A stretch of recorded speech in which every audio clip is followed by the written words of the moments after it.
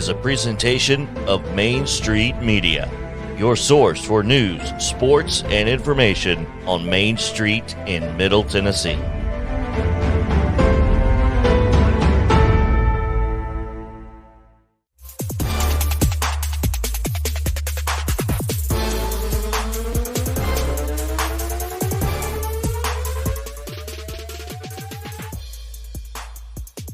Welcome into Main Street Sports Today. I'm Chris Yao alongside Mo Patton. As always, glad to be here with you on this Wednesday edition, Hump Day, here on Main Street Sports Today. We're on the back side of the week, and that means not only is high school football about to get underway, but college football tomorrow night. It's going to be a lot of fun. Couple of games that'll bear watching locally, I guess. At least one. I know there's Well, the other one. there's the obvious one, Yes. but there's also one that involves an opponent of the obvious one later on. Gotcha. Yeah. Okay. So I'm sure that a number of folks will be paying attention to that Pitt West Virginia game in addition to Ball State and UT. Yeah, I'll tell you, a lot of folks worried about Pitt if you're Tennessee fans, and rightfully so. Obviously, they beat you last year in your home stadium, but Hendon Hooker Got you, and you feel like that's a game that they shouldn't have gotten. They certainly shouldn't have if you're a Tennessee fan. But the fact But that you didn't have Hendon Hooker playing the entire game, And the fact that they did have Kenny Pickett, And and I they don't had think anybody Pickett. realized how good Kenny Pickett was at that point. he had some hype, and then I was like, this guy, Mhm. this guy. Right. And as That the guy. game wore on, he got better, and it was obvious at that point that he was going to be a really, really good football player, and obviously stayed in Pittsburgh with the Steelers, and Mm-hmm. the should have been a Titan, George Pickens. But speaking of Titans, Mm-hmm. we'll talk about the Titans today. 53-man roster is set and ready to go. With an asterisk, I'm sure. Well, they made final cut. Mhm. Let's put Yeah, it there that we way. go. There we They've go. made final cut. So we'll talk about that. We've got Heather Williams always on Wednesday, who will join us to talk a little NASCAR. A crazy weekend in Daytona. Nobody expected what happened except for the one guy who bet $13.49 and won $1 million. $13.49. On a free bet, $13.49, won $1 million on a parlay that had like the 4 drivers with the highest possible odds to finish in the top 10. And because of all the wrecks, all 4 of them finished in the top 10. Just like you draw it up. Just like you draw it up. There you go. Can you imagine? No, I can't. Oh my gosh, it was crazy. 13.49. So- That's such a nice round number. Exactly. So we've got that. Virgil Herring is going to join us, the Innsworth golf coach, and we've got a lot to talk about as far as the Live Golf Tour is concerned. So there's a lot to get to in this show, and we're going to get to it here in just a few minutes. But before we do any of that, Mo, it's always good to make sure we give everybody the scores from yesterday, and also today's schedule, which is kind of short. But here we go. This is the rundown.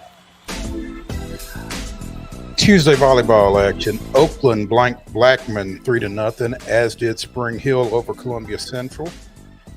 Eagleville against Culleoka. Friendship against Ezel Harding. Green Hill against Cookville, and Harpeth against Hickman County. Mo, in all of these matches, we have only one of them did not end in a shutout. I see that So- now. So Loretto defeated Lauderdale County out of Alabama 2-0, and defeated Deschler out of Alabama 2-0. So the rest of these are all 3-0 shutouts with one notable exception. One notable exception. It was Hampshire over Lewis County, and Collinwood shutting out Mount Pleasant, Riverdale over Laverne, Siegel over Rockville, and Station Camp over Hendersonville. Congrats to Smyrna on being the only losing team in Middle Tennessee to win a set as they fell to Stewart's Creek 3-1. Goodness gracious. It's a tough night. Girls soccer on Tuesday. It was Father Ryan 4, BGA 2. Coffee County with a 6-5 win over Blackman. Harpeth Hall defeated Brentwood 3-0. Summit edged Brentwood Academy 2-1. It was Middle Tennessee Christian 7, Cannon County 1, and Cheatham County 6, East Hickman 4. Good Pasture down Clarksville Academy 4-3. It was Northwest 7, Henry County 0. Columbia Central 7-2 winners over Riverdale. Cookville 3-1 over Smyrna. They scored as many points as the volleyball team. Ravenwood 4, CPA 0, and Sycamore 6-0 over Creekwood. In a game you can read about on MainStreetMurray.com, it was Culleoka blanking Richland 3-0. Siegel and Ensworth played to a 2-2 draw, as did Nolensville and Franklin. Oakland and Franklin County with the scoreless draw. Hope Prep 6, Franklin Road Academy nothing. It was Harpeth 12, Whites Creek nothing. Guess they didn't agree to the 9-goal mercy rule. Hendersonville Downs Liberty Creek 8-0, and it's McGavock 4, Hunters Lane 1. Centennial and Independence a 1-1 draw. Merrill High 9-0 over Lead Academy. Livingston Academy 8-0 over Watertown. Page 9, Marshall County 0, as was Mount Juliet 9-0 winners over Laverne. It was Davidson Academy 6, Mount Juliet Juliet Christian 3, and Nashville Christian 8, BCA 1. Thought you were doing your Michael Harris second imitation there. Meowt. Rockville 3, Warren County nothing. It was Rossview 6, White House Heritage 1. Springfield with a 9-0 win over Allen County, Kentucky. Also St. Cecilia 9, Ezel Harding nothing. Tullahoma edges Spring Hill 2-1. Lebanon edges Wilson Central 2-1, and Zion Christian with the 2-0 shutout of Loretta. In professional baseball action, the Reds down the Cardinals 5-1. It was the Blue Jays 5, Cubs 3, Pirates 4, Brewers 2, and the Rockies defeated the Braves 3-2. In minor league action, the Sounds were winners over Memphis. That's always good, 5-3. Volleyball action today. Moore County travels to Eagleville. Lipscomb Academy, that's a 6 o'clock start. At 5:15. Sorry, I didn't put this in order. I just got I see that now. Yeah, thank you. Sorry. Lipscomb Academy hosts Father Ryan at 5:15. 6 o'clock starts, first serves, whatever. Lawrence County is at Spring Hill. Summertown hosts Stewart's Creek, and Webb School of Bell Buckle hosts Riverdale. In girls soccer action, the first touch at 5 o'clock. Ezel Harding hosting Valor Collegiate, and Montgomery Central's at John Oakland at 6:30. The Pirates currently leading the Brewers in the bottom of the fourth, 1-0. Cardinals are at Reds 5:40. Cubs at Blue Jays 6:07. Rockies at Braves 6:10, and Memphis are at the Sounds at 6:35. That is going to do it for today's rundown.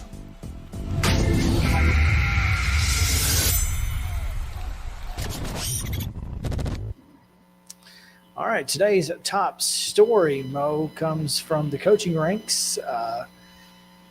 Little breaking news here. Little breaking news here. Yeah. Rick Rice, the Summertown coach. If you're familiar with Rick Rice from his time at Rockvale and at Wayne County before that, and you know that he had a son, Austin, who was involved in a catastrophic accident about 3 years ago, and there's an insurance issue with Rick and with Rutherford County Schools and with Lawrence County Schools, and he wasn't going to have coverage for Austin if he remained in the Lawrence County school system. So Rick has stepped down as Summertown coach, is going to Oakland, where he will be a member of the faculty. As of right now, does not intend to coach. In fact, intends to continue to help at Summertown on Friday nights, but will not be there on a day-to-day basis. And spoke with both Rick and with Summertown principal Lane Henson, and there are hopes that some things will change with the insurance situation between now and the end of 2022 that would allow Rick to return to Summertown next semester. Gotcha. So in the interim, In the interim, defensive coordinator Jason Busby will be the interim coach at Summertown. And he's got his work cut out for him. There's no question there. That's going to be tough, man. And you hate it for those kids. You absolutely hate it for those kids. You hate it for Rick, too. Rick, Jason will be their fourth different head coach in 3 years.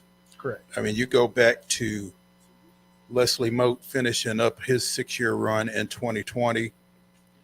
Dakota Cruz was there last year. He left in February, come to Columbia Central, has since moved on to Maryville High School, not Maryville College. Correct. And big difference. And Rick came in March to take over that program. And like you said, it's tough. It's tough on those kids. But again, he intends to be involved on Friday nights as much as he can. And Lane is really hopeful that some changes insurance-wise for teachers across the state will allow Rick to get back into the Lawrence County school system and back to Summertown next semester.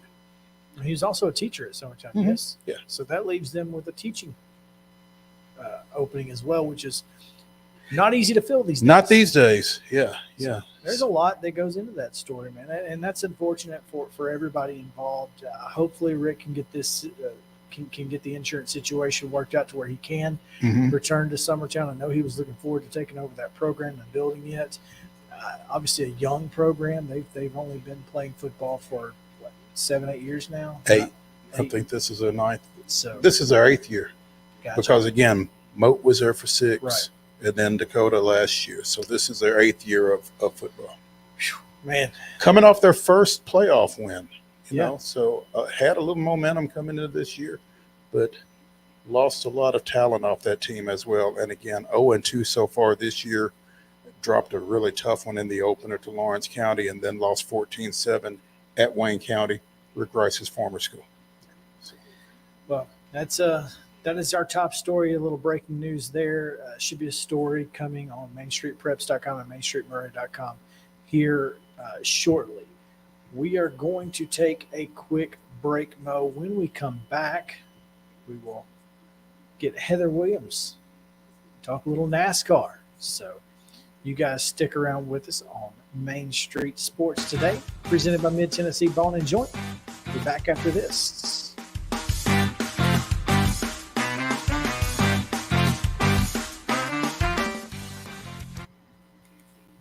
Mid-Tennessee Bone and Joint treats your orthopedic injuries and existing conditions. Our trained physicians will get you back in the game faster. Contact us at 931-381-2663 or www.mtbj.net.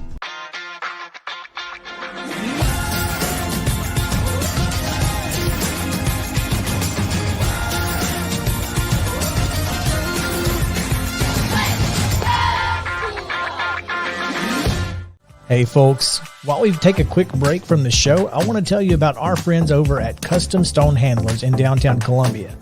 Ed Rich and his team at Custom Stone Handlers believe in leadership. And outside of the military, our greatest leader building platform is sports. Custom Stone Handlers proudly encourages young people to get in the game.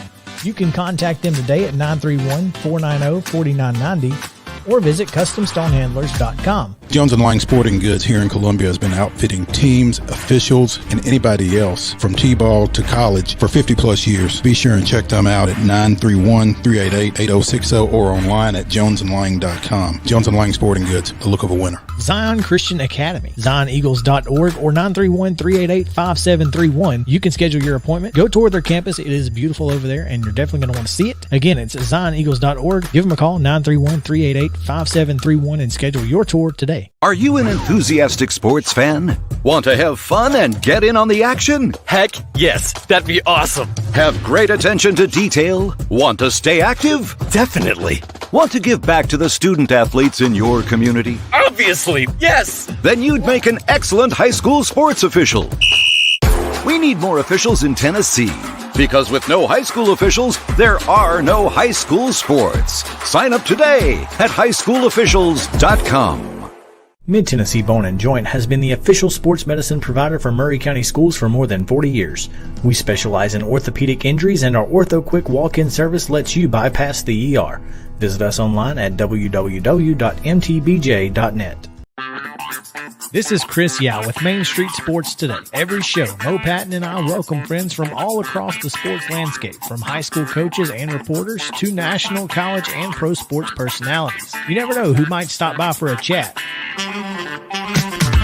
AP Tennessee Sports Editor, three-time Tennessee Sports Writer of the Year 2020 TSWA Hall of Famer. She covers the Titans, the Predators, the Grizzlies, college football, and hoops. Please make welcome Teresa Walker. Former University of Tennessee, former Team USA Olympian, ex-Cy Young Award winner, R.A. Dickey. R.A., did I miss anything? Man, that was sweet.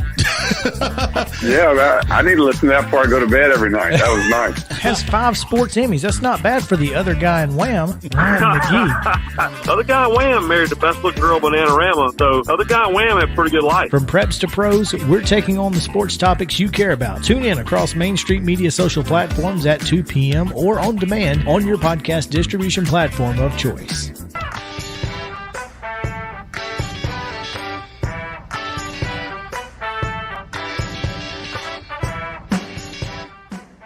Welcome back into Main Street Sports Today, presented by Mid-Tennessee Bone & Joint. Chris Yao, Mo Patton coming to you live from Columbia, Tennessee.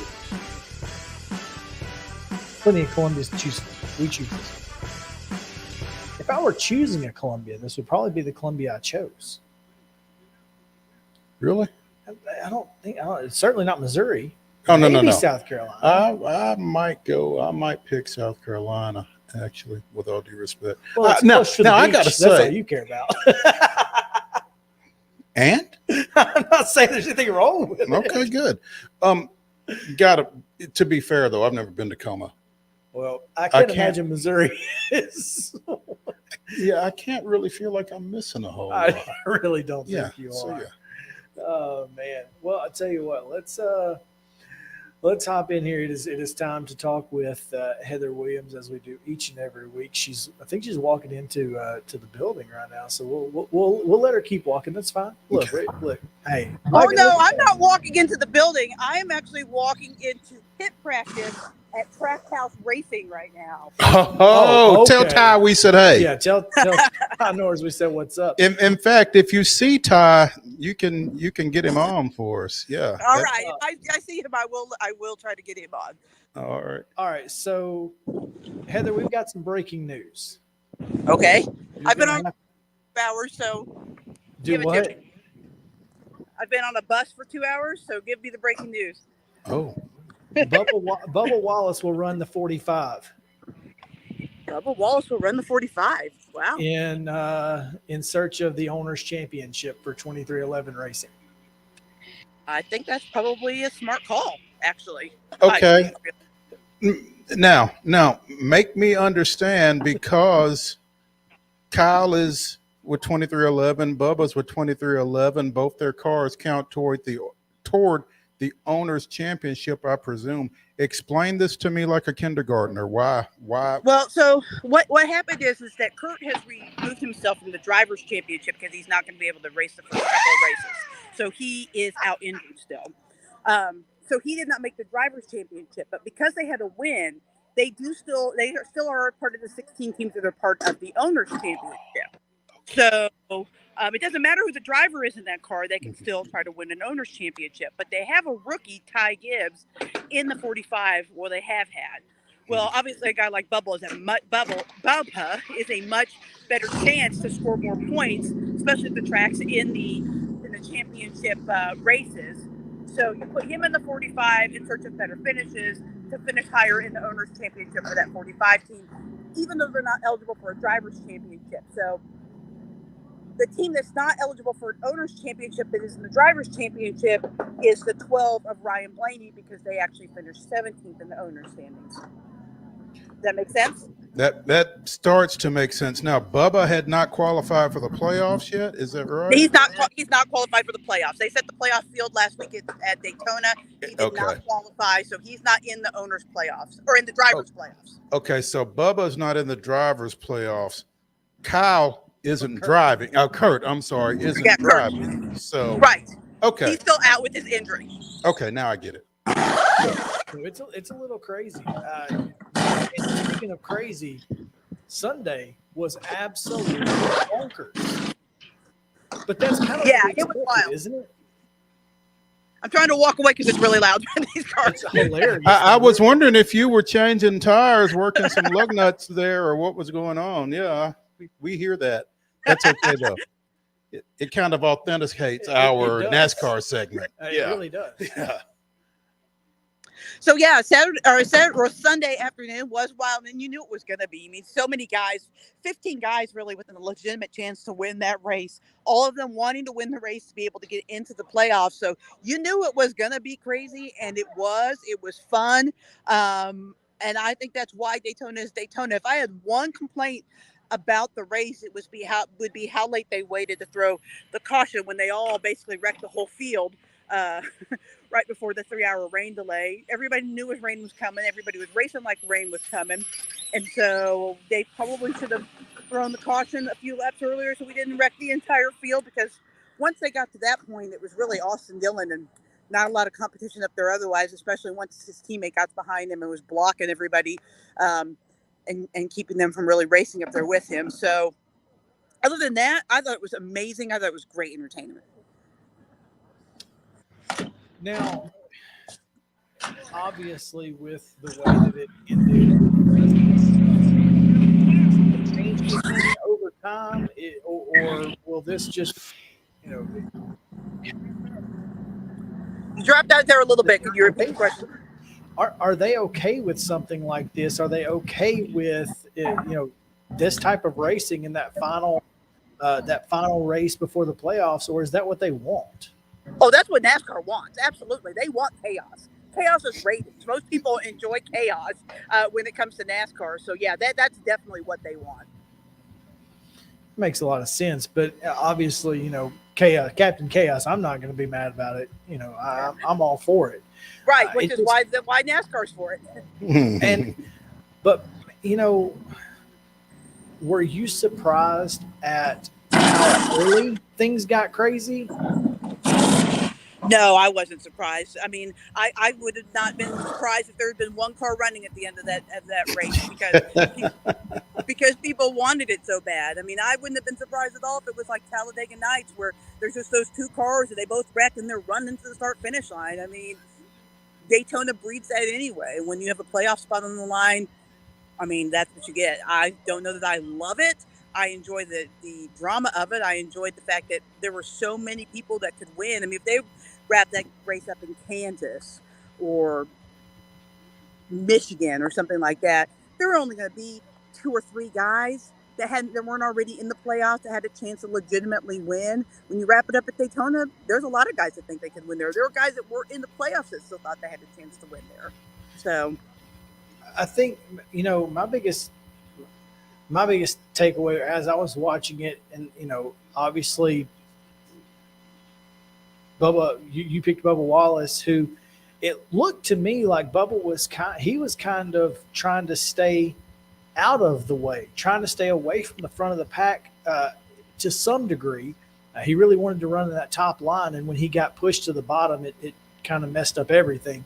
But, he kind of was trying to stay away from the mess and ended up getting caught in it because of it. I'm curious if that's a cautionary tale in the future for folks to not worry about, staying away from the big wreck, because if you're going to be in it, you're going to be in it. There's no way to necessarily avoid it unless you're in the back.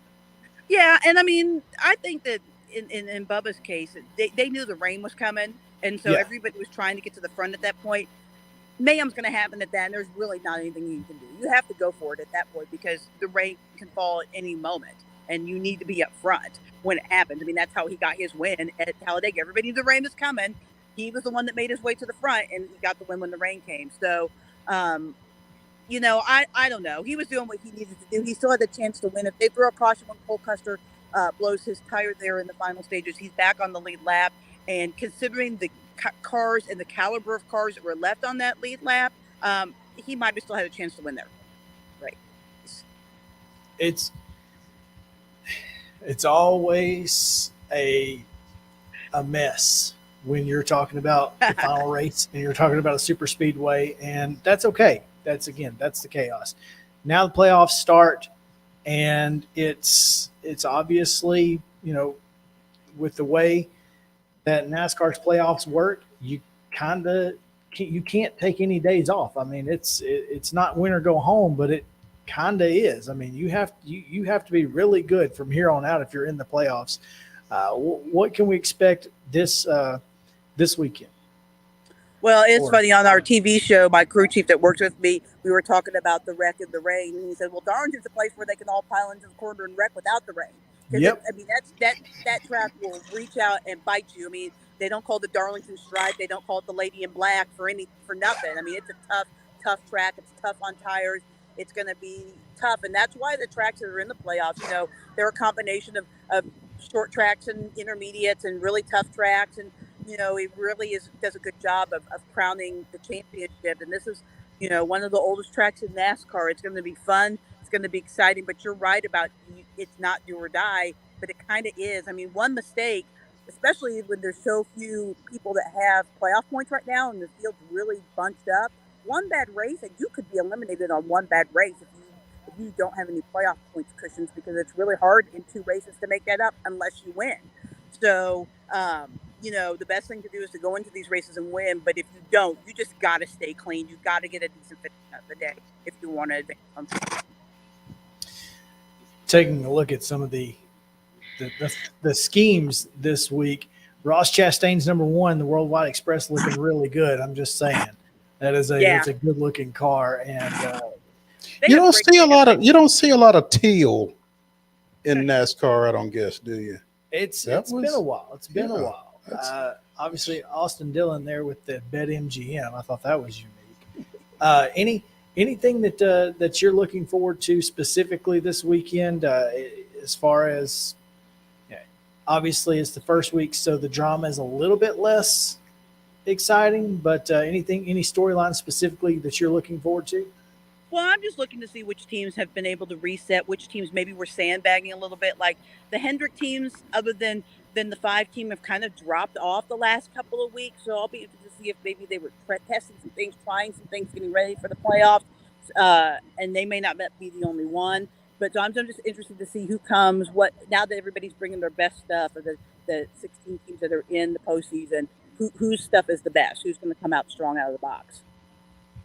Always looking forward to the playoffs. Heather, we'll let you get back to all that you're doing. I know that you got a lot going on there, and hope everybody is able to get all of the tires on safely and that you're not having to run from any later. Have you ever used one of those, Heather? I mean, I know you are deep into the NASCAR thing, and you've probably done some pit row stuff. Have you So I've tried the pit stop at the NASCAR Hall of Fame. They have a thing where you can try it, but that was the old 5 lug nut pit stop. I'm told that we're going to get to try one today with the new single lug nut gun. So if I get a chance to do that, maybe I can talk about it next week. Get video. I'm by myself, so I don't know how I'll do that, but maybe I can talk to someone else that's doing it. There you go. Well, we can't let you out of here without telling us who's going to win this week.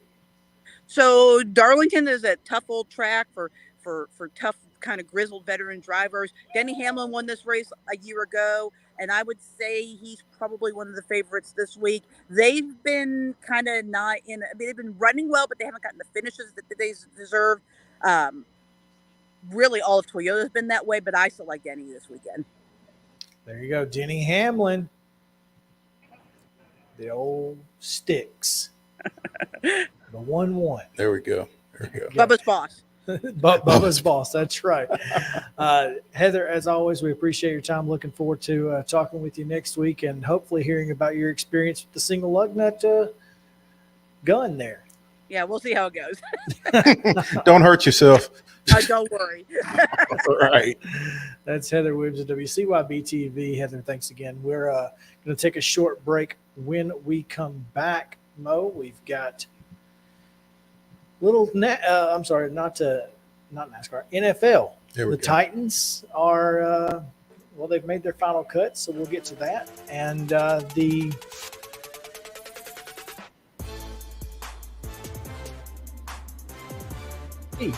a lot these days. So stick around. Main Street Sports Today, presented by Mid-Tennessee Bone and Joints. Back after this.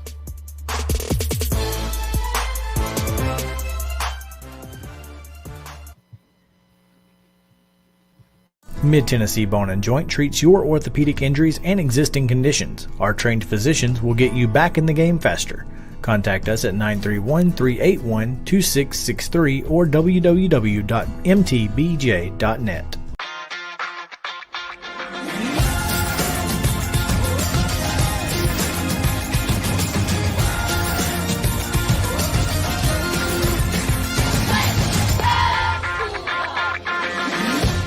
Hey folks, while we take a quick break from the show, I want to tell you about our friends over at Custom Stone Handlers in downtown Columbia.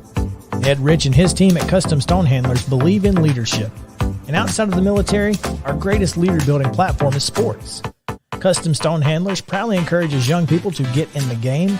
You can contact them today at 931-490-4990 or visit CustomStonehandlers.com. Jones & Lang Sporting Goods here in Columbia has been outfitting teams, officials, and anybody else from T-ball to college for 50-plus years. Be sure and check them out at 931-388-8060 or online at jonesandlang.com. Jones & Lang Sporting Goods, the look of a winner. Zion Christian Academy, ZionEagles.org or 931-388-5731. You can schedule your appointment. Go tour their campus. It is beautiful over there, and you're definitely going to want to see it. Again, it's ZionEagles.org. Give them a call, 931-388-5731, and schedule your tour today.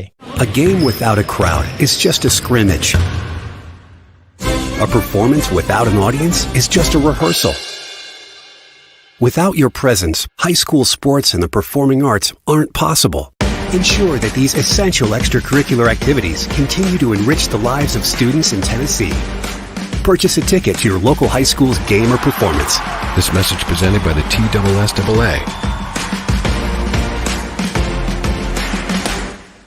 Mid-Tennessee Bone and Joint has been the official sports medicine provider for Maury County Schools for more than 40 years. We specialize in orthopedic injuries, and our Ortho Quick walk-in service lets you bypass the ER.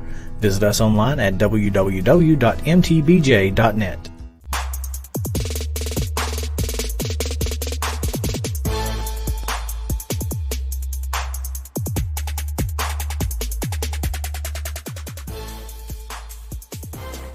Welcome back into Main Street Sports Day, presented by Mid-Tennessee Bone and Joint. Chris Yow, Mo Fadden here on this Wednesday edition. Glad to have you guys with us as we continue this Wednesday edition. It's Wild and Wacky Wednesday, Mo, and boy, do I have some wild and wacky stories for you later. It is going to be a blast. I saw a couple of things this week that I meant to point out to you for Wild and Wacky, and I did not. So I'll see if you grabbed them up.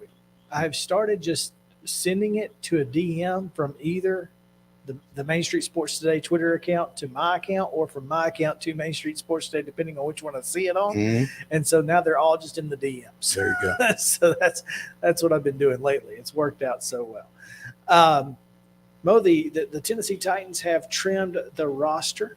They have found themselves with 53 players, although it appears that Racey McMath may be headed for the injured list. Any surprises for you on that 53 man? Any surprises on the 53 man? No, I don't have the 53 man in front of me, unfortunately, but I've just got who was cut in front of me. That's what I'm saying. Any surprises to who were cut? You know, I don't know that Theo Jackson is necessarily a surprise. He was a 6th-round pick back in April. Thought they really felt good about him, but I think that they felt confident that they could get him back on the practice squad, and that is, in fact, what has taken place. So that was probably the only thing that, kind of took me back. Talking or listening in the press box the last couple of weeks, felt like Woodside was probably going to get cut. He did, in fact, get cut. He's on the practice squad as well. Des Fitzpatrick did himself no favors against the Cardinals, and he's back on the practice squad as well. But really, I don't know that there is anything out of the ordinary to me. Now, I don't know as much about all that personnel as some other folks. But did Chris Jackson end up back on the practice squad as well? Okay. I thought he might as well. He's been really good in a tight pinch. Over the last year, he was important last year for that defense when they needed somebody to step up into that role. So he's a guy you want to have. Rookie outside linebacker / edge rusher David and Anenih. He's out of Houston. I'm not real sure how you pronounce it, but he was placed on the practice squad as well, and I think they really have high hopes for him. I did see that the Falcons cut Ferkser and Michael Pruitt. So, yeah. And O.J. Howard out in Buffalo. I'm so shocked by this, and the fact that he's not a Tennessee Titan today is also quite shocking. I wonder if he's been picked up by somebody else. Surely he has. Waivers, because Cincinnati looks like. Well, yep, Bengals after. Looks like he's that's unfortunate. Looks like he said, because that's what they need is another guy who can catch passes. Yeah. He was a guy that I begged for. Yeah. In free agency, I would really like for him to have wound up here. I don't know how that didn't happen, but he wound up in Buffalo. And I mean, goodness, what have they got at tight end that they could cut O.J. Howard? Specifically, when you're talking about a team that is short on wideouts, and he's a guy who's made his name in the NFL as a blocker, but can absolutely split out and give you. And for a team that really likes that dual threat tight end, So I mean, he is. He Johnny feels Smith tailor. Jr. Yeah, he feels tailor made for what the Titans do offensively with their tight ends. Well, and I hate the fact that he's going to be a Bengal. There's no question there, but certainly at least we don't play them though until the playoffs. They're not on the schedule, are they? I don't believe they are. So I mean, that's where you don't want to see O.J. Howard if you are a defense, because he's able to give you so much. Whether he splits out, he stays in the block, running a route from the tight end position. He's just he's a phenomenal player, and whatever Buffalo is doing, that just surprised me. So speaking of surprises, I think I saw this initially on A to Z Sports this morning. I don't know that I've seen it anywhere else, but apparently it's not a given that Brett Kern is going to Buffalo. In fact, he may not. Well, I think again he's earned the right to choose where he wants to play. Now, obviously, we all expected that he would find his way to Buffalo just to finish out his career in his home. I say hometown, but essentially his hometown. Left a pretty solid note to Titans fans. Fantastic note, on his Twitter, and that's really. I mean, he hadn't tweeted before that. He hadn't tweeted since December 18th of 2021. Well, so, Kern's dad apparently was on a radio station in the Western New York area and said that Brett is not signing with the Bills. So Titans are encouraging Brett to stay on the ready in the event their rookie doesn't cut it. Plus, Brett likes the family life he now has in Tennessee. So it doesn't sound like he's going to Buffalo or anywhere else at this point. That's the best of all possible worlds for the Titans right there. 100%. We don't have to carry this guy on the roster. We don't have to pay him, but we can get to him if we need to. In case of emergency, he's here. Break glass. I mean, if you can get that, man, you are. Jesus, I think it speaks to the respect between Kern, Vrabel, and J-Rob, and the culture that they've built. Yeah, that they can cut a guy and say, "Hey, hang around, would you?" Well, I mean, and that a player would do it. Here's the thing. part of that being that they told him on Monday, "Hey, man, we're giving you the courtesy of being able to do whatever you want to do.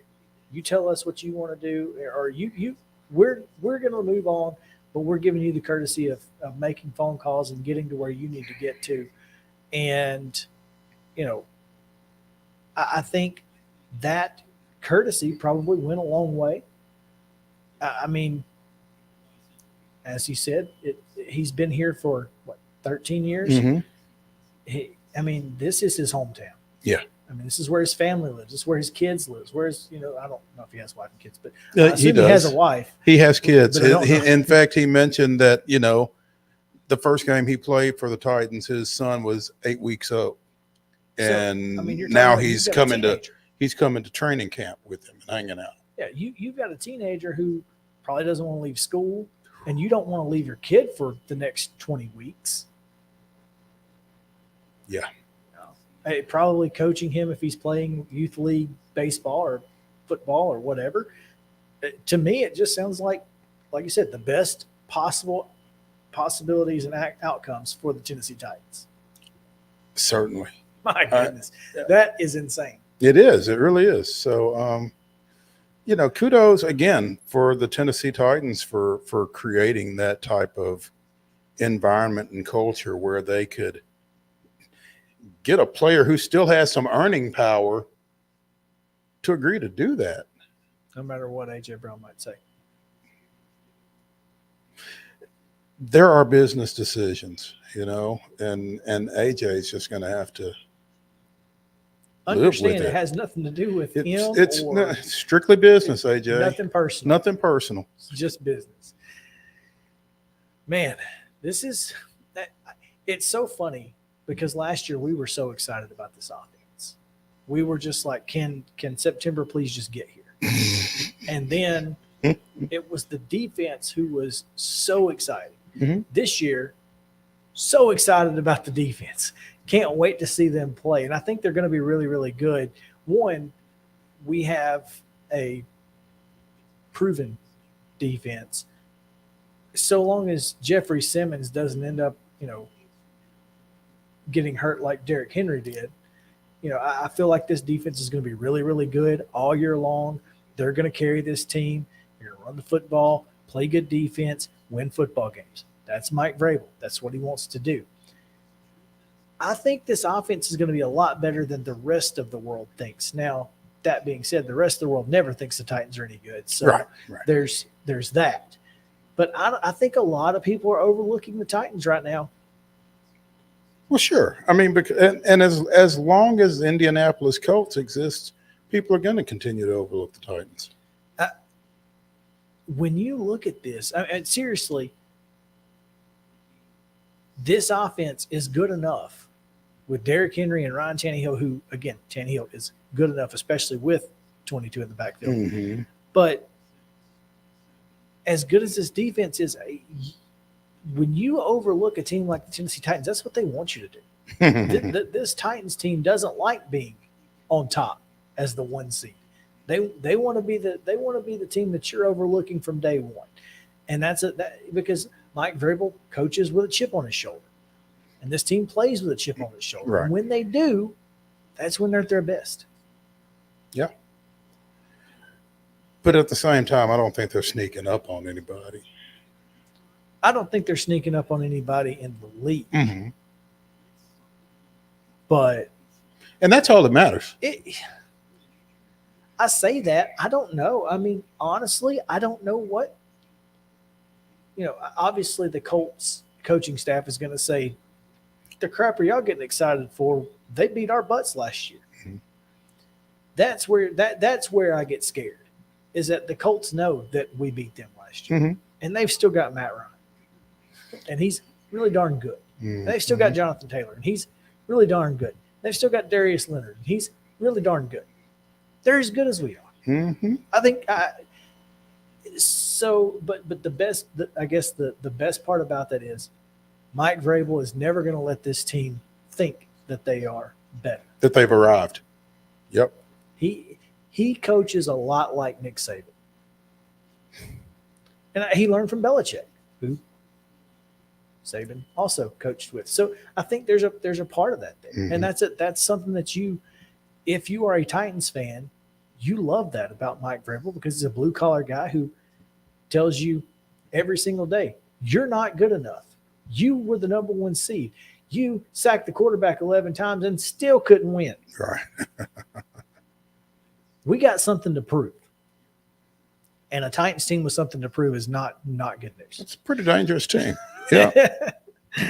Real quick before we get out of here, Mo, lawyers for Brian Flores and other coaches blast the idea of NFL Commissioner Roger Goodell leading arbitration in a racial bias lawsuit. This from the Associated Press about an hour ago. Apparently, in papers filed in Manhattan federal court, the lawyers wrote that arbitration would allow, quote, unconscionably biased, one-sided kangaroo courts, end quote, to decide the outcome of the lawsuit filed in February by Brian Flores. Kangaroo court. There you go. Now, I know that in this kind of situation, this is a high-profile case, and lawyers are going to try to do anything they can to get the public perception on their side. I don't know where public perception currently lies in this case. But this is the fact that Roger Goodell would even act like he could be an unbiased leader of arbitration seems insane, right? Depends on who you ask. Clearly. I mean, to anybody outside of the Shield, it's insane. Yeah. I can't imagine that anybody would allow this. And I don't know who gets to pick the arbiter. I would assume a judge would choose. You'd like to think, but I don't know how that process works either. Letting Goodell preside over the case would, quote, deviate from established authority and societal norms, end quote, and create a new standard for the arbitration that would let it be approved, quote, no matter how biased and unfair the process, end quote, lawyers for coaches said in their latest submission. Several weeks ago, District Judge Valerie Caproni denied a request by lawyers for the coaches to gather additional evidence before she ruled on whether the case must go to arbitration. The move made it more likely she will rule on the arbitration issue within weeks rather than months. So we should have an end to the Brian Flores saga sooner rather than later, which is exactly what the NFL wants either way. Oh, absolutely. They're tired. They want this tired thing of us done. talking about it. I can tell you that. And, by us, I mean media, not me and Mo. They're not worried about us per se. Who? But, heck are those guys? But this is finally coming to a head, and I'm curious to see how it's going to end up. There's no doubt there. It's going to be, again, another crazy season for the NFL. Mm-hmm. When you think about all the things they've had to go through. And this is just another. I mean, last year it was John Gruden who finally poked his head out, by the way. And why? I mean, hey, why you apologize, Mo? I guess if you're going to poke your head out, the best thing you could say, the first thing that better be out of your mouth is, I'm sorry. It better not be what? I didn't do anything. But it was an I'm sorry, but kind of thing. I'm just saying the first word out of his mouth had better been I'm sorry. After that, I don't care. Because I'm not real worried about John Gruden. But the thing is, I mean, there's nothing that says he's not going to coach again. Listen, Auburn fans are already on it.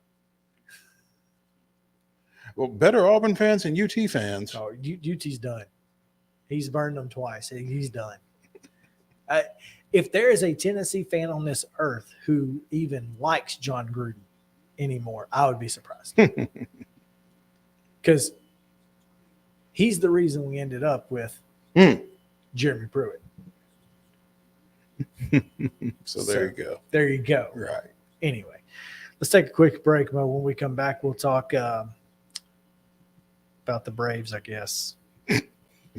I don't really want to, but mad as they made us last night, I don't know that I ever want to even speak their names again. But we have to because we said we would. There we go. Be back on Main Street Sports today, presented by Mid-Tennessee Bone and Joint after this.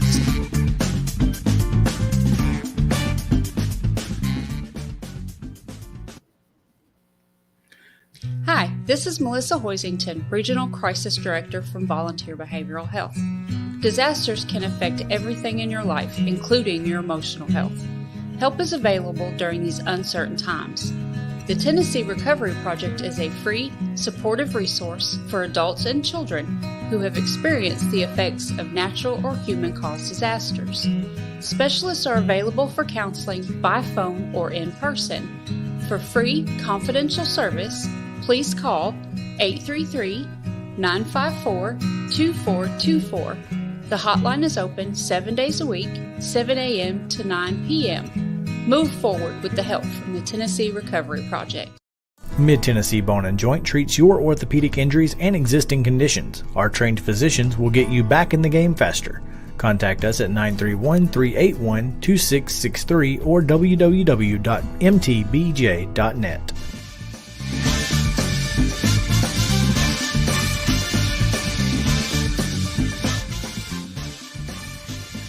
Welcome back into Main Street Sports today, presented by Mid-Tennessee Bone and Joint. Chris Yao, Mo Patton. It's Main Street Sports today. Every day, Monday through Friday, 2 o'clock. Can't beat it. It's Wild and Wacky Wednesday. We'll give you the weirdest and wildest news from across the world. At the end of the show, in the final segment, we've got Virgil Herring still to come at the top of the hour, but now we need to talk about the Atlanta Braves, who were absolutely putrid last night. Man, putrid. I'm kind of glad I couldn't see it. Well, I mean, there's value there. I did see it.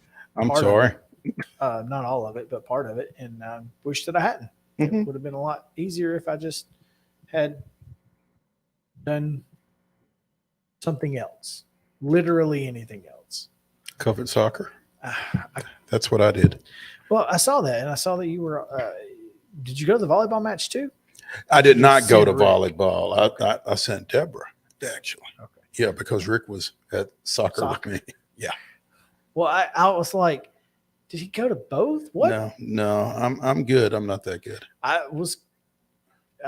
thought, man, he must have started a volleyball match early, and he got over to Cully a little bit later. No, the volleyball started at 6. Oh, so soccer was at 7. I did go to golf up at Tully yesterday, though. Didn't see a whole lot, unfortunately. But we had. Did you see the new clubhouse though? Yeah. Nice, huh? It's nice. I had not been to Kings Creek, so I don't know what it went from to. Trailer, basically. But I was wondering because they have rebranded. Stony Brook is now what? Pillow Springs? Mm-hmm. Is it? What does it cost to rebrand a golf course? Because the tee boxes and all of the the logos that you have to throw down on 18 holes and different things like that.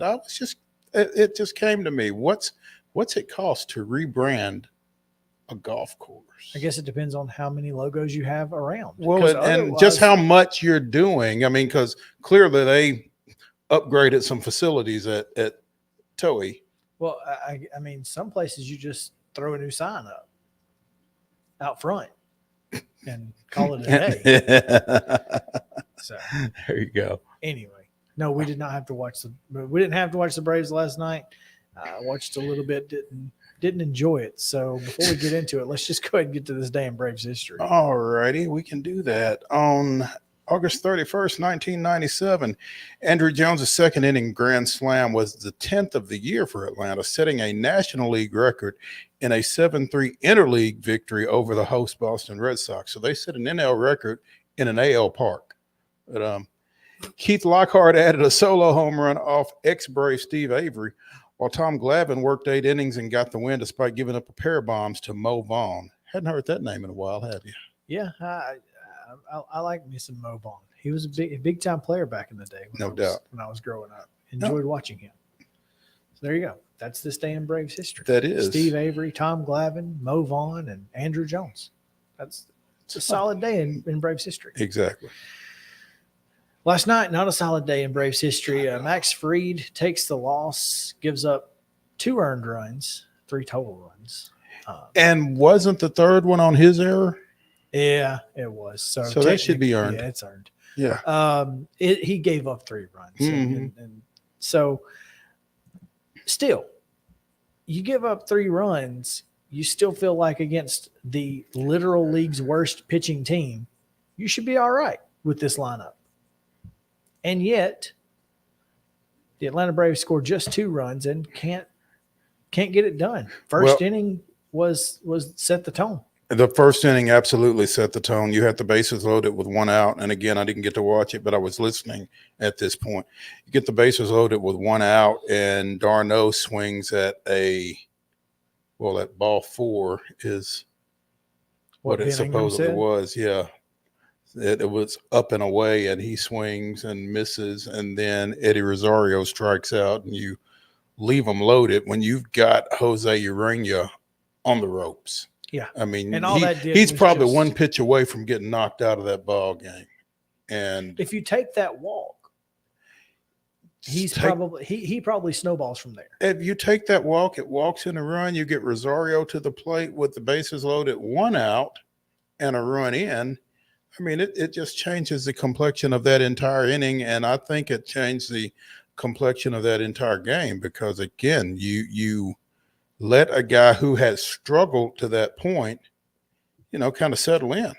And you can't do that against a team that's won just 19 games on the road before last night, won their 20.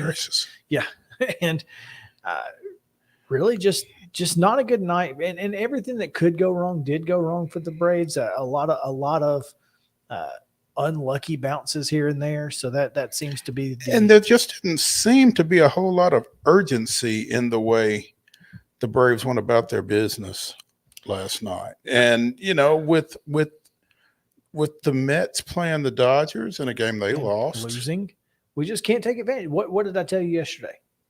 Since July 1st, if the Mets lose, the Braves aren't going to win. Apparently, that's just the way it is right now. And tonight, you got to hope that that the Dodgers, who take on the Mets, it's DeGrom and Tyler Anderson. You feel like the Mets should win that game.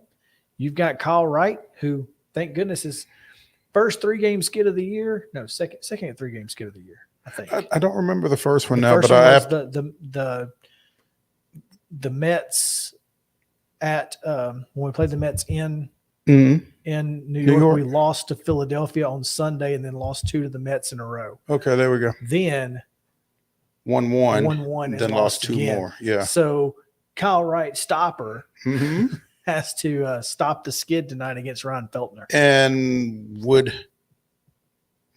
should Kyle Wright win, that would be his 17th, which I think would be a major league high at this point. So it's pretty good for a guy who you didn't expect to be even on the roster after last year.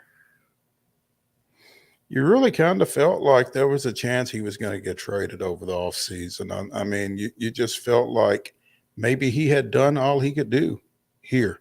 Maybe he was going to need that. You don't like the change of scenery, but a different environment. Change of environment. Yeah, that's correct. Maybe he needed that. Well, no, apparently not. Yes, he did. He needed to be in Gwinnett for a year. Yeah. And and I think that he got right. Clearly. He gained some confidence. And I think that's what Kyle Muller is doing right now. And I really believe that this pitching rotation is going to be disgusting over the next couple of years. And perhaps Ian Anderson as well. Ian may stay down next year. If it works for Kyle Muller, they may keep Ian Anderson down there all year next year. Seriously. And go for it. I don't know. But Feltner and Wright tonight Wright comes in 16-5, 2.99 ERA, 1.13 WHIP. Feltner 2-5 on the year with a 5.87 ERA. But you can't really listen. I don't even look at Rocky's pitchers because I need to see his road ERA, not his home ERA. I don't see the whole thing. I want to see his road ERA. That's fair. But he's only thrown 61 innings and he's got 51 strikeouts and only 20 walks, but he's given up 11 home runs already in 61 innings pitched. So that bodes well for this Braves lineup that comes in with Acuna leading off as the designated hitter. Still nursing that knee injury. Swanson, Riley, Olsen, Contreras behind the plate, Harris in center field, Grissom, Rosario, and Grossman round out the lineups. There you go. I think Acuna is going to be nursing that knee until next year for the rest of the year, as he should. And you're right. Let it rest. I just think you've got to be judicious in when you're running him out there and what he's doing when he's out there, because when he's playing at optimal level, he's a superstar, period. And anybody that says otherwise or thinks otherwise either isn't paying attention or they're being disingenuous. So just let this guy get through this year. He's figured out some ways to help this team when he is in the lineup. Let him do that. And when he gets back to himself, everybody's going to be happy. Absolutely. I'd rather everybody embrace. I'd rather have him at 50% this year and 100% next year than 85% over the next 3 or 4 years. Right. Let's take a quick break, Mo. We've got Virgil Herring waiting on us, and we're going to get to him here in just a few moments. So you guys stick around on Main Street Sports Today, presented by Mid-Tennessee. Be right back.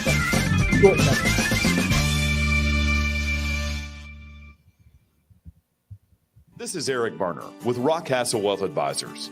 I help people in the pursuit of making their money live as long as they do. People hire me because I use a customized, individualized, and personal approach for the person I'm working with. Everyone's situation is different. If you've lost a spouse or a parent and want to make sure your inheritance is utilized and does not just disappear, I can help with that. Call me at 615-235-1058 or email eric@rockcastlewealth.com. Mid-Tennessee Bone & Joint has been the official sports medicine provider for Murray County Schools for more than 40 years. We specialize in orthopedic injuries, and our Ortho Quick walk-in service lets you bypass the ER. Visit us online at www.mtbj.net.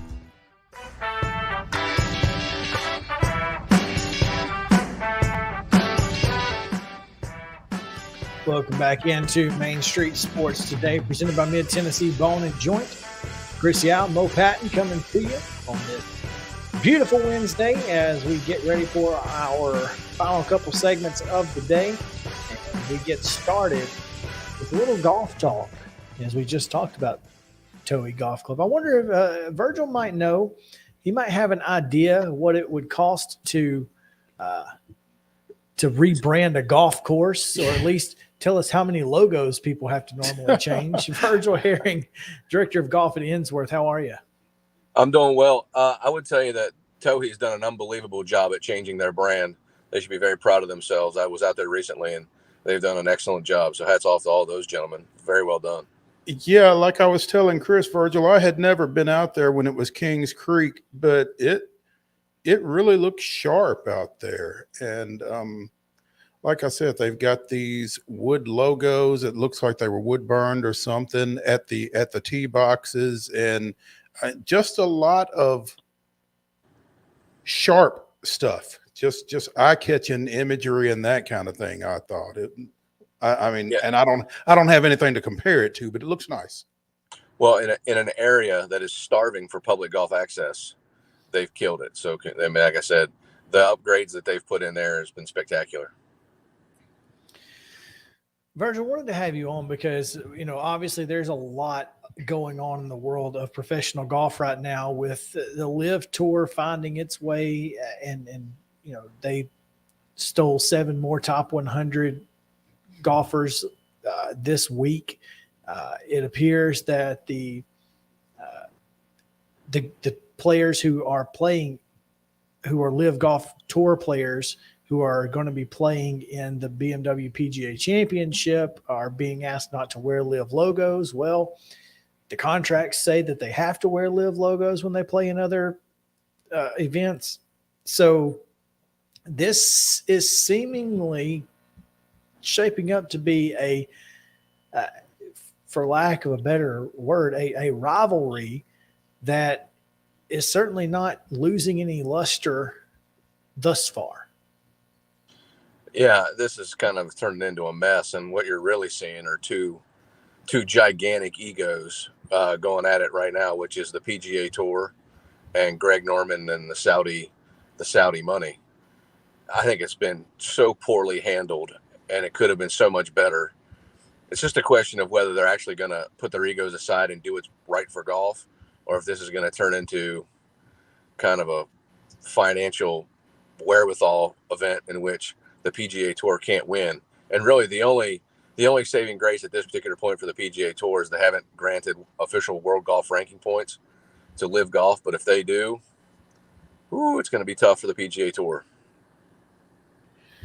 So explain that for me, because, you know, right now you have players who are ranked worldwide and moving to the Live Tour. Once they move to the Live Tour, they are no longer eligible to be ranked worldwide. Is that correct? Well, they just anytime that they play, the tournaments don't translate to that. Is that what we're saying? Yeah, the Live Tour does not get world golf ranking points.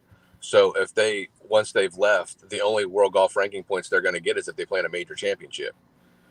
And the way to get into the major championship, unless you're a previous winner, is to be in the top 15 official world golf ranking.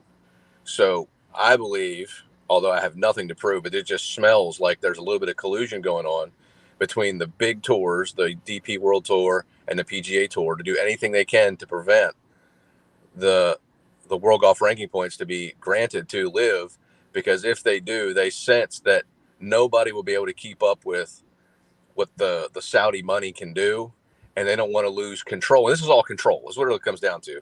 It's who can control golf, who can control the money, and who can control the best players. And in a sport that is heavily private contractor work or independent contractor work, this heads into really murky water. And I know from speaking from somebody at a major golf network that there's a reason why you don't hear much in the world of Live Golf on TV.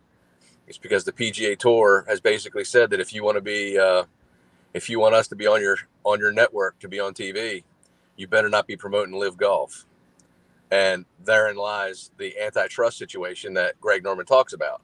So we have all kinds of things that are going on. But the first thing that I think is compelling is that Phil Mickelson turns into this pariah, this martyr almost.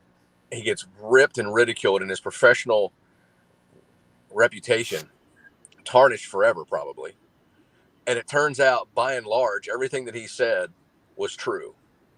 And nothing is going to be done to save Mickelson's face, because at this particular point, until something happens, even though Mickelson's right about almost everything that he said, they're still going to say you're supporting blood money. And that's really, most of those people are talking out of both sides of their mouth when they say that.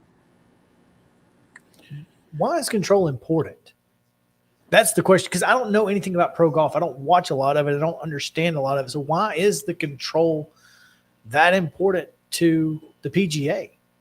I mean, obviously it's their brand and that's what they have. But I think that's it. So why is it important to Live? Maybe that's the question. Why is what important to Live? Why Control? is control? Well, I think that Greg Norman, who was a all-time great golfer, he should have won more major championships, but besides Tiger Woods, he's the longest ranked number one player ever. Okay. So he's a spectacular player. In 1994, he came to Dean Beam, the commissioner of the PGA Tour, and said that we should be doing more to get the best players in the world together. Let's come up with a world golf tour. And Dean Beeman shot down his idea and then stole his idea and turned these things into the World Golf Championships.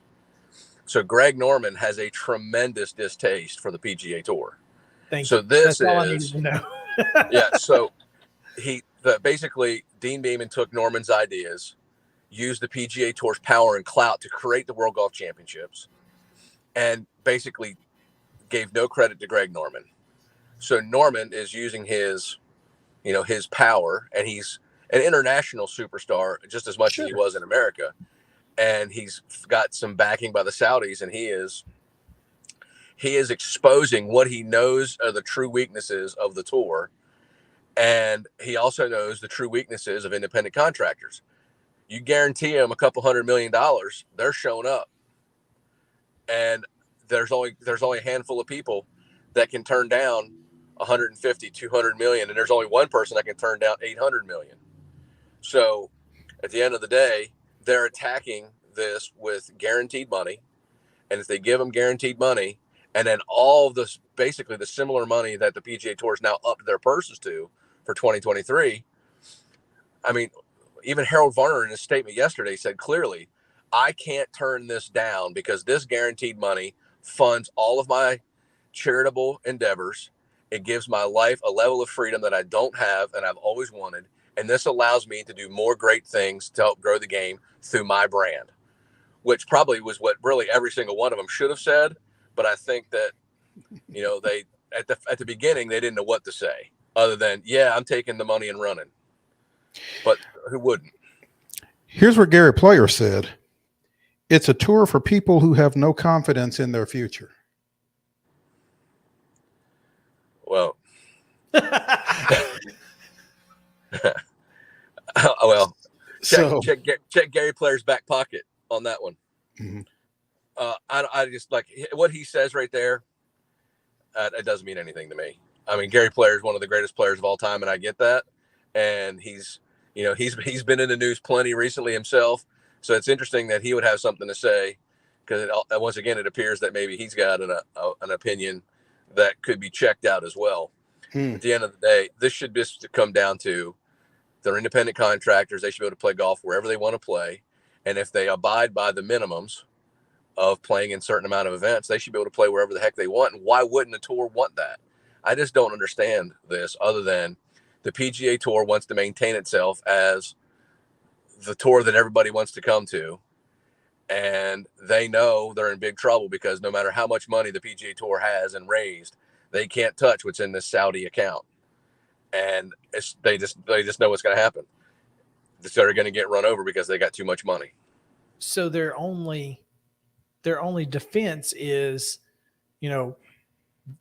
everyone who leaves us is only going over there because they can't hack it in the PGA for a long period of time or whatever. Mm-hmm. And that's just not the case. I mean, Phil Mickelson was one of the best players in the world for a long time. I mean, you're talking about guys who have been dominating the sport for the last 3 or 4 years, who have made their way to live. And again, 7 of the top 100 golfers in the world just yesterday took their talents to live. So I think I don't know that this is the end of the PGA, but is there a way that in the end this can coexist? I think what they need to do is they're going to have somebody third party who better represents the game. Figure out a way to get the European Tour, Live Golf, and the PGA Tour to do their own business, and 5 or 6 times a year outside of the major championships come together to play to benefit golf worldwide. And that means stop playing only in America. Go to Australia for an event. Go to China for an event. Go to South America for an event. Maybe 2 or 3 in America, but they got to move it around. That's the whole point of what Greg Norman's been trying to do, is let's get this around the world to grow the game around the world, not just in America. That's what can happen. But you just have to understand that there are people that are heavily invested in the PGA Tour. Tiger Woods, Rory McIlroy, they are heavily invested in the PGA Tour. It makes perfectly good sense that Tiger's up there talking about all of what he thinks it should be, why you should stay on the PGA Tour and earning your money, and Rory the same. I mean, it's just obvious. They're heavily entrenched in the PGA Tour and are receiving money from the tour in other ways other than their play. So so you got 2 of the biggest names, if not the biggest names, speaking on behalf of the PGA Tour, and they're the most respected names. So it sounds really good, but there's holes in the story. I can tell you that. They're getting paid just as much as some of these others, as far as their comments are not necessarily sure they're genuine, but they're also coming from their pocketbooks too. Just like you said with Gary Player. I mean, that's the bottom line here. And when McElroy says, I hate what it's doing to the game of golf, he hates the fact that they want to grow the game of golf worldwide. Like, I mean, that seems like a really poor quote. Yeah. And well, basically, here's the thing. Check out how much money Rory McIlroy is making with his Golf Channel Golf Pass contract. Think about how much do you hear Live Tour Golf and the promotion of Live Tour Golf on the Golf Channel? None. There's a reason for that. The PGA Tour signed an agreement to have all of their Thursday, Friday rounds and all like primetime golf on Golf Channel. Do you think for a second the PGA Tour couldn't pull the cord on that if they're going to do something to promote that? Golf Channel couldn't survive without that. So all you're seeing is a level of pressure that borders on a collusion situation that then heads toward antitrust, which then it's got a bunch of foul play written all over it. And at the end of the day, it's all about money and power, as you would expect it to be. It's unfortunate. It really is. Yeah, it's unfortunate, and it's not really a good look for anybody. No, when you're struggling over money, when you're struggling over power, in the public eye, it looks terrible no matter who you're for. Right. It just doesn't look good because both sides are claiming that they're going to grow the game. They're going to give to charity. Oh man, come on. I mean, if you checked out, obviously the PGA Tour has given a lot to charity, but they give essentially 13% of what they bring in to charity. So that's 87% of the money brought in for a 501(c)(3). Come on. Let's think about that. That seems a little, I don't know how they're getting away with that. Well, there's a minimum. They cover the minimum that has to be given out. Sure. But they're not going above and beyond. Let's make that very clear. They're not going above and beyond. And I can't imagine the Saudis will either. It's the Saudis. No. No. Let's be honest here. This is business. This is a way to funnel money in a different place, make it look really good. And I'm not saying that, billions of dollars over the career of the PGA Tour hasn't helped. I'm absolutely positive that it has. It's more of a question of how much could they have done more or differently, or at least lived up to the claim of how much they do. Right. Therein lies the mystery. And that's, again, what did Mickelson and Greg Norman try to expose? That they shouldn't even be a 501(c)(3). So, there's the pieces that go into it, is that they have two people that have thoroughly vetted what's going on within the tour, and they wanted to expose the weaknesses and for Phil Mickelson, it was to make the tour better. Jay Monahan blew off Mickelson because he didn't think it was a real deal. And then Mickelson jumped ship because he's like, well, if you're not going to listen, then I'm going to do it myself. And he's made change on the PGA Tour multiple times, and many times he does it maybe the wrong way. But what he does is he brings change, and he did it again. And all the guys that stay on the PGA Tour are going to stand to benefit in 2023 because of Mickelson's mouth, whether you like it or not. Clearly, they made the wrong guys mad. That's all I'm saying. It happens. It does on occasion. It does. Yeah. Virgil Herring, Director of Golf at Innsworth, joining us here on Main Street Sports, represented by Mid-Tennessee Bone and Joint. Virgil, we appreciate it, man. It's been a eye-opening and learning experience for us, I think. Absolutely. As it always is when we talk to Virgil. Every time. Never fails. So we appreciate your time, man, as always. Well, thank you very much for having me. Have a great day. You got it. You too. All right, we're going to take a quick break. When we come back,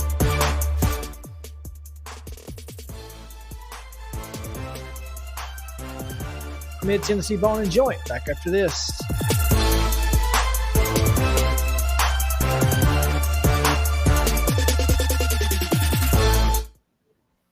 Mid-Tennessee Bone and Joint treats your orthopedic injuries and existing conditions. Our trained physicians will get you back in the game faster. Contact us at 931-381-2663 or www.mtbj.net.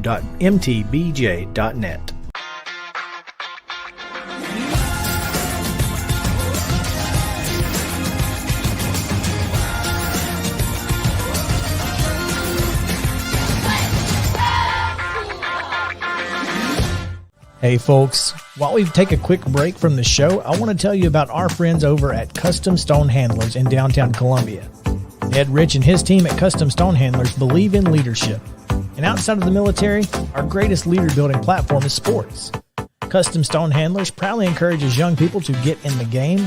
You can contact them today at 931-490-4990 or visit CustomStonehandlers.com. Jones & Lang Sporting Goods here in Columbia has been outfitting teams, officials, and anybody else from T-ball to college for 50-plus years. Be sure and check them out at 931-388-8060 or online at jonesandlang.com. Jones & Lang Sporting Goods, the look of a winner. Zion Christian Academy, ZionEagles.org or 931-388-5731. You can schedule your appointment. Go tour their campus. It is beautiful over there, and you're definitely going to want to see it. Again, it's ZionEagles.org. Give them a call, 931-388-5731, and schedule your tour today. Are you an enthusiastic sports fan? Want to have fun and get in on the action? Heck yes, that'd be awesome. Have great attention to detail? Want to stay active? Definitely. Want to give back to the student athletes in your community? Obviously, yes. Then you'd make an excellent high school sports official. We need more officials in Tennessee. Because with no high school officials, there are no high school sports. Sign up today at highschoolofficials.com. Mid-Tennessee Bone & Joint has been the official sports medicine provider for Murray County Schools for more than 40 years. We specialize in orthopedic injuries, and our Ortho Quick walk-in service lets you bypass the ER. Visit us online at www.mtbj.com. This is Chris Yao with Main Street Sports Today. Every show, Mo Patton and I welcome friends from all across the sports landscape, from high school coaches and reporters to national, college, and pro sports personalities. You never know who might stop by for a chat. AP Tennessee Sports Editor, three-time Tennessee Sports Writer of the Year 2020 TSWA Hall of Famer. She covers the Titans, the Predators, the Grizzlies, college football, and hoops. Please make welcome Teresa Walker. Former University of Tennessee, former Team USA Olympian, ex-Cy Young Award winner, R.A. Dickey. R.A., did I miss anything? Man, that was sweet.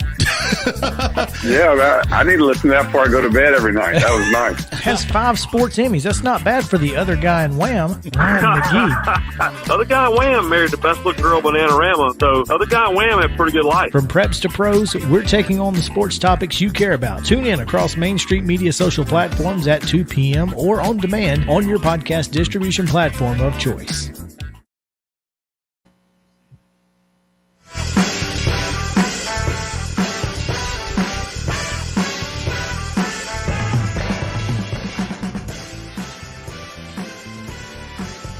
It is Wild and Wacky Wednesday here on Main Street Sports Today, presented by Mid-Tennessee Bone & Joint. Glad to be with you on this final segment of our Wednesday show. And Mo, I told you I got plenty of Wild and Wacky to come at you. But, you know, we used to have a lot of Subway content on Wild and Wacky.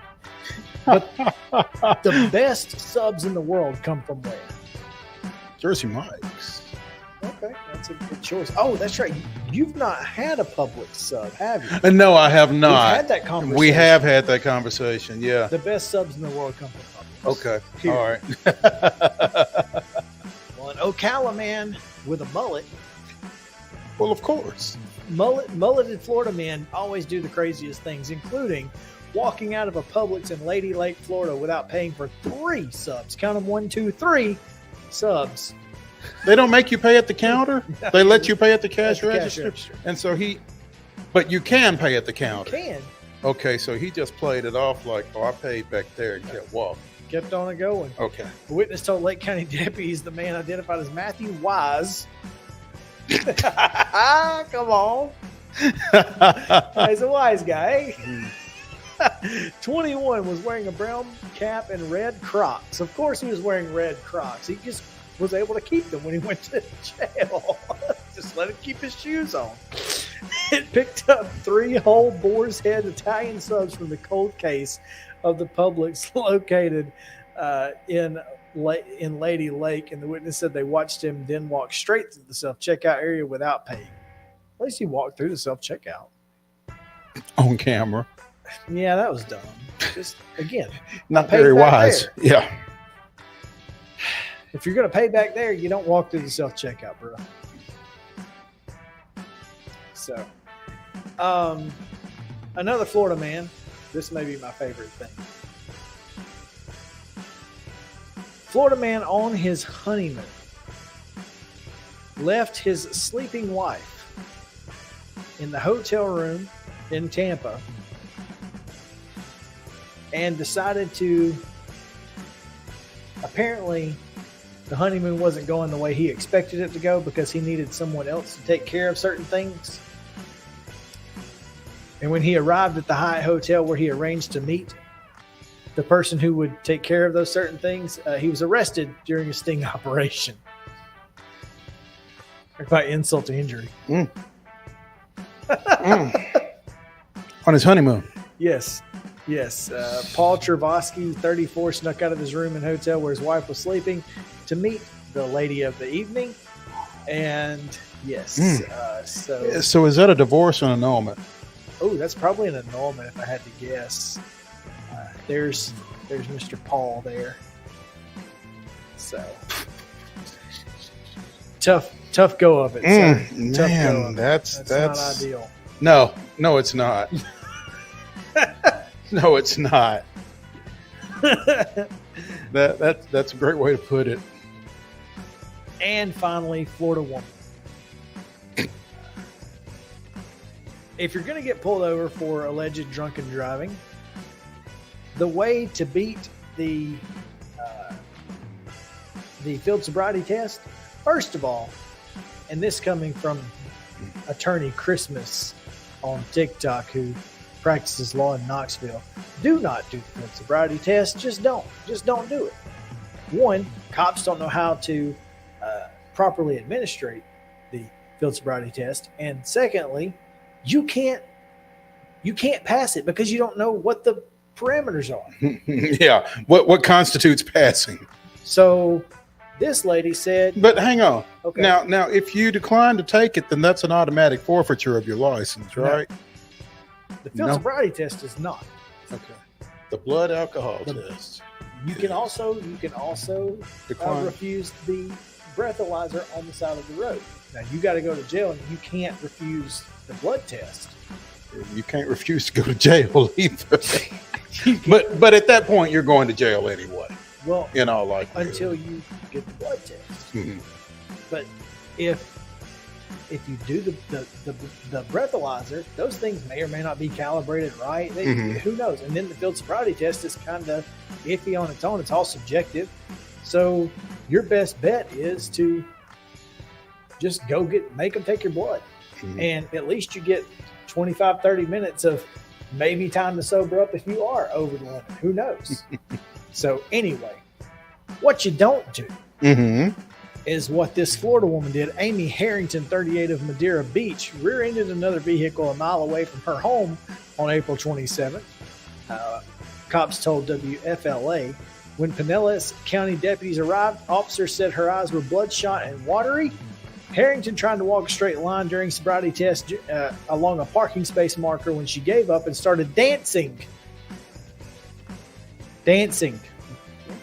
Maybe she felt like she could dance better than she could walk. It was an Irish folklore dance of some sort, apparently. Here is that's our suspect there. And her eyes appear to be less bloodshot there than described. Perhaps later. She struggled to follow instructions, was unsteady on her feet, almost falling, according to documents.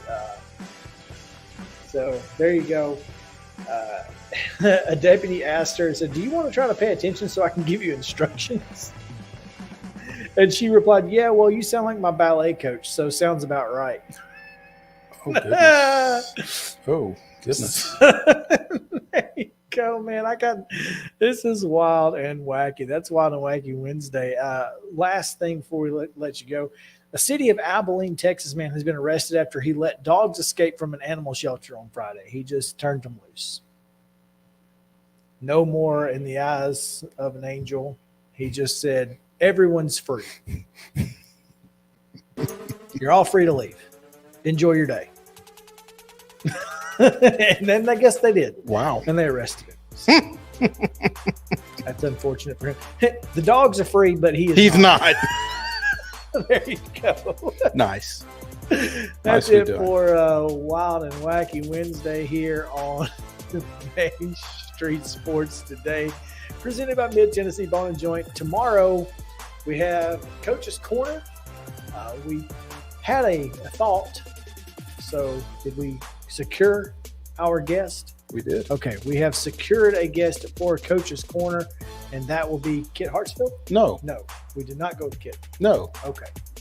Charles Rathbone. That's right, Charles Rathbone. Sorry, No, you're that was good. Kit but we decided yes. Mhm. Page coach Charles Rathbone will join us in Coach's Corner. We'll also do some pick 'em. We'll pick 10 of the best high school games from across the mid-state, and much, much more. And we'll talk about Tennessee as they get ready to play Ball State. So, a lot going on. Y'all come back with us tomorrow. This is Main Street Sports Today, presented by Mid Tennessee Bone and Joint. See you then.